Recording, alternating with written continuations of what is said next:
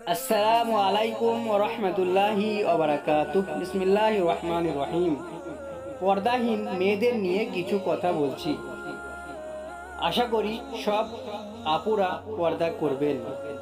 মহানবী সাল্লাল্লাহু আলাইহি ওয়াসাল্লাম মিরাজ থেকে আসার পরে দরজা বন্ধ করে কান্না করতেছিলেন। তখন তার মেয়ে ফাতেমা রাদিয়াল্লাহু তাআলা আনহা এসে জিজ্ঞাসা করলেন, বাবা আপনার কি হয়েছে?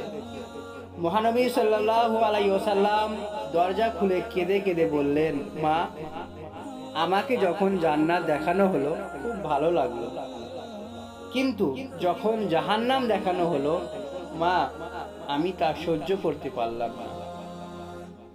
সেখানে শাস্তি এত বেশি যা সহ্য করা যায় না, আর সেই জাহান্নামে নারীদের সংখ্যা বেশি ছিল।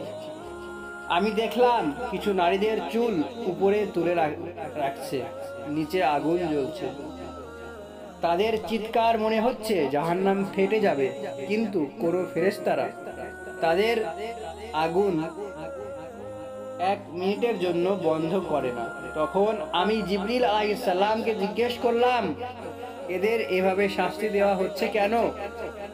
তখন জিবরাইল আলাইহিস সালাম বললেন, এরা হলো সেই নারী যারা পর্দা করে চলে না, যে নারী রাস্তাঘাটে চুল বের করে হেঁটেছে, যে নারী বেহায়াপনা করেছে।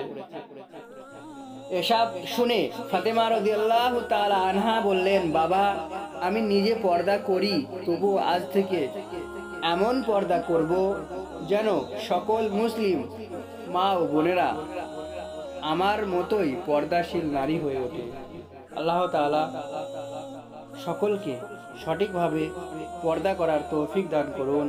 আমিন সুম্মা আমিন।